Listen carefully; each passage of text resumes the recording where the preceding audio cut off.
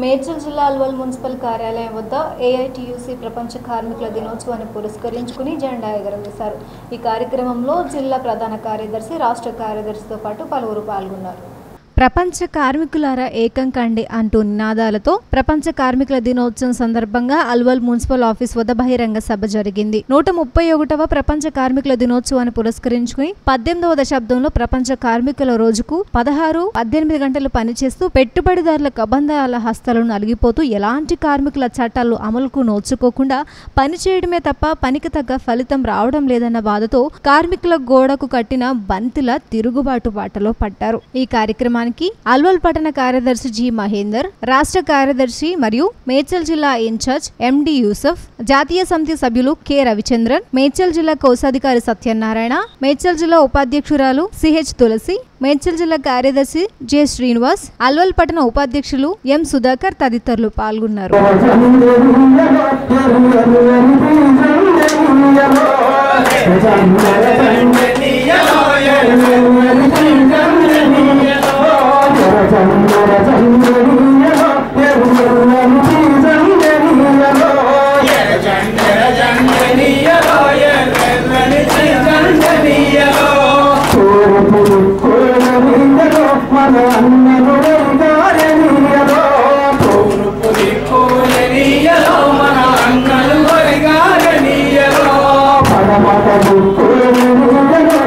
ప్రధానంగా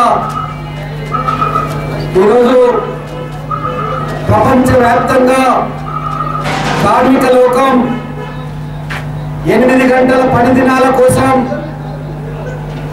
చికాగో నగరంలో కార్మిక నాయకులు తన రక్తాన్ని చిందించి ఆ రక్తంలో ముంచెత్తిన జెండానే ఈ ఎర్ర జెండా।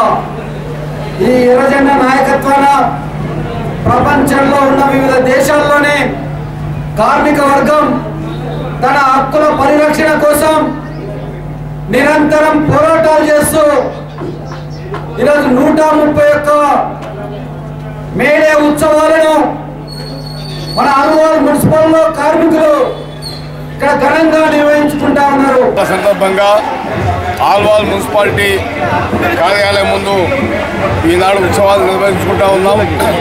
ఈ సందర్భంగా కేంద్ర రాష్ట్ర ప్రభుత్వాలు కార్మికుల ఎడల అవలంబిస్తున్నటువంటి విధానాలు చూస్తూ ఉంటే అటు కేంద్రంలో కానీ ఇటు రాష్ట్రంలో కానీ ఉన్నటువంటి పాలకులు కార్మికులకు వ్యతిరేకంగా పనిచేస్తున్నారనేది స్పష్టంగా అర్థమవుతూ ఉంది।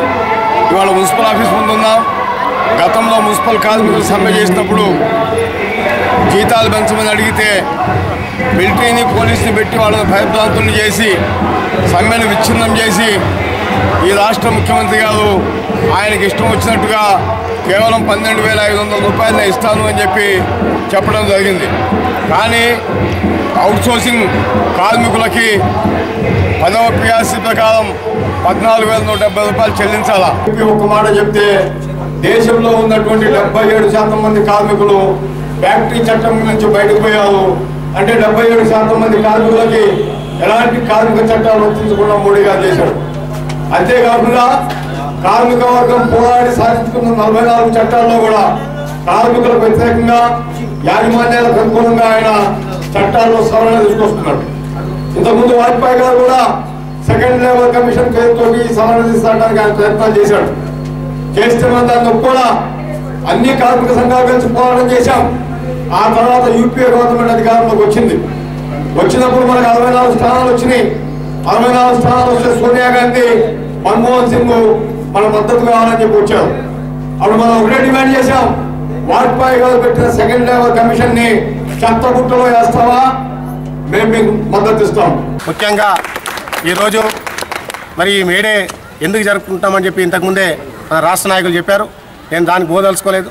ఇవాళ ముఖ్యంగా కాంట్రాక్ట్ అవుట్సోర్సింగ్లో పనిచేసే కార్మికులని తక్షణమే పర్మనెంట్ చేయాలని చెప్పి, వారికి సమాన పనికి సమాన వేతనం ఇవ్వాలని చెప్పి సుప్రీంకోర్టు ఇచ్చినటువంటి తీర్పుని తక్షణమే ఈ పాలకులు అమలు చేసి కార్మికులకు న్యాయం చేయాలని చెప్పి, చేయని పక్షంలో ఈ ఏఐటీయూసీ కార్మికులను కలుపుకొని తీవ్రమైన పోరాటం చేసి మా హక్కులను సాధించుకుంటామని చెప్పి ఈ మేడే సందర్భంగా డిమాండ్ చేస్తాం।